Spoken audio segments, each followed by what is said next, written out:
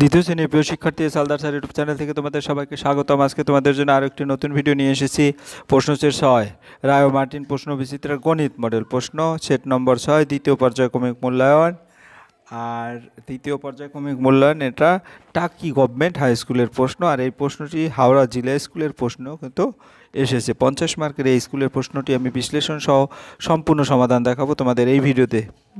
আর এখানে এক এক করে বেশ কিছু প্রশ্ন, এই স্কুলের নাম বলছি। এই স্কুলের আমি আজকে 6 নম্বর যে স্কুলটি, সেই 6 নম্বরে ইতিমধ্যে আমি আরও 5টি স্কুলের প্রশ্ন দিয়েছি। তোমরা আমার ইউটিউব চ্যানেলে গিয়ে বাকি 5টি প্রশ্ন দেখে আসতে পারবে।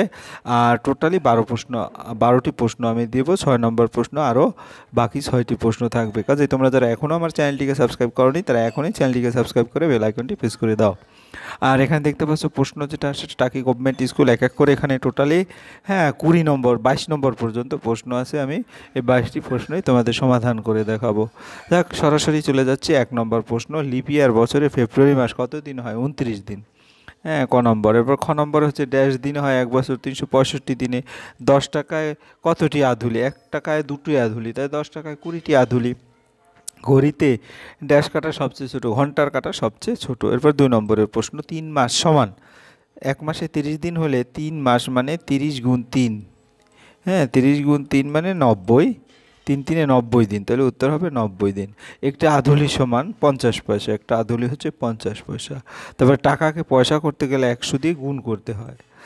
1 মিনিটে হচ্ছে 60 সেকেন্ড এবং 10 টাকার আধুলি পাওয়া যায়। একটা আধুলি যদি দুটো 50 পয়সা হয়, 10 টাকায় আধুলি পাওয়া যাবে তোমার একটা আধুলিতে 50 পয়সা, অর্থাৎ 10 টাকার আধুলি হচ্ছে তোমার 20টি। 3 অঙ্কের বৃহত্তম বিজোড় সংখ্যা 999। সংখ্যায় লেখো 4,40,039, 4,40,039। তারপরে স্থানীয় মানে সংখ্যাগুলি যোগ করো। দেখো 250কে 200 প্লাস 50 লেখা যায়, আর 140কে 100 যোগ 40 যোগ 4, তাহলে 200 আর 100 যোগ করলে 300 হয়, আর 50 40 আর 4 যোগ করলে 94 হয়। এভাবে উত্তর দেবে। এরপরে আমরা দেখবো নামতা লিখবো। 9 16 140, 5 18 90। নিচের 6 নম্বরের প্রশ্ন, নিচের ফাঁকা ঘর নির্দেশ মতো ছবি আঁকো। যেমন ত্রিভুজের ছবি আঁকবে, চতুর্ভুজের ছবি আঁকবে যার 4টা ভুজ, এবং কোণের ছবি আঁকবে। এখানে ধরো এইটা হচ্ছে আমরা যদি একটু দেখি, এই যে এটা হচ্ছে কোণ, ঠিক আছে গেল। এরপর আমরা 7 নম্বরের প্রশ্ন দেখব। একটি পুকুর খনন করতে সময় লাগে 18 দিন। পুকুর তৈরির জন্য খননের কাজ যদি নভেম্বরের 5 তারিখ শুরু হয়, তবে সম্পূর্ণ কাজ কত তারিখে শেষ হবে? তাহলে 18 দিন সময় লাগে, আবার 5 তারিখে শুরু হয়েছে, তাই 5 তারিখ থেকে যদি আমি গণনা করি আরও 18 দিন, 5 6 7 8 9 10 এভাবে করে 8 15 8 কিন্তু 23 হয়, কিন্তু 5 তারিখ ইনক্লুড করলে 22 তারিখ হবে, অর্থাৎ 22 তারিখ। তারপরে দিনে 23 হয়, কিন্তু তারিখে 22-এর কি?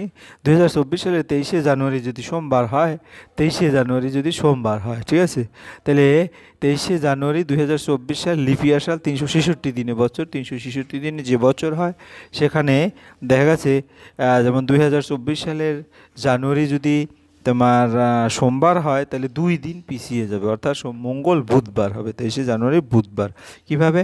366কে আমরা 7 দিয়ে যদি ভাগ করব, কারণ 7 দিন পর পর সেই একই দিন ফিরে আসে। তাহলে 7 5 7 35, তারপরে 7 2 14, এখানে 16 থাকবে, 7 2 14, আর এখানে 14, যদি 16 থেকে 14 বাদ দেয় 2 থাকে, এই 2টা দিন ওই সোমবারের সাথে যোগ হয়ে যাবে, তাহলে বুধবার হবে। আবার 2026 সাল যদি 23শে জানুয়ারি হয়, তাহলে যেহেতু এখানে বুধবার পেলাম, 2026 সালেরও 365 দিন, তাহলে অবশিষ্ট 1 থাকবে, অর্থাৎ আরও একদিন বেড়ে যাবে, তাহলে সেই দিনটা হবে বৃহস্পতিবার। তোমার শিক্ষিকা তোমাকে লিখতে বললো 72,029, তা এইটা মূলত 72,029, কিন্তু তুমি লিখলে কত? 52,039। বিয়োগ যদি করো তাহলে বেশি লিখলে, কত লিখলে? এটা বিয়োগ করলে 9 থেকে 9 গেল 0, এখান থেকে 2 যাবে না, এখান থেকে 12 হবে, 12 থেকে 3 গেলে 9 থাকে, এখানে এখন 9 আছে, 9 থেকে 0 গেল 9। তারপরে গিয়ে হলো তোমার এখান থেকে 1 আনলাম, এখান থেকে 1 আনলে কত যাবে? দেখা গেছে তোমার এখানে 19,999 990, ঠিক আছে, 19,990। বেশি লিখ। তোমার জন্মদিন কোন মাসে লেখো তো পূর্ণবাচক মতো কততম? ডিসেম্বর মাস 12তম মাস। তুমি প্রতি 15টি করে অঙ্ক করলে স্কুলে 1.5 মাস গরমের ছুটিতে তুমি মোট কতগুলো অঙ্ক করবে? তুমি মোট 15 গুণ 45 অর্থাৎ 675টি। সরল করো। 72, 72 আর 44 যোগ করবে 116, 116 থেকে 68 বাদ গেলে 48, 48 থেকে 29 বাদ গেলে 19।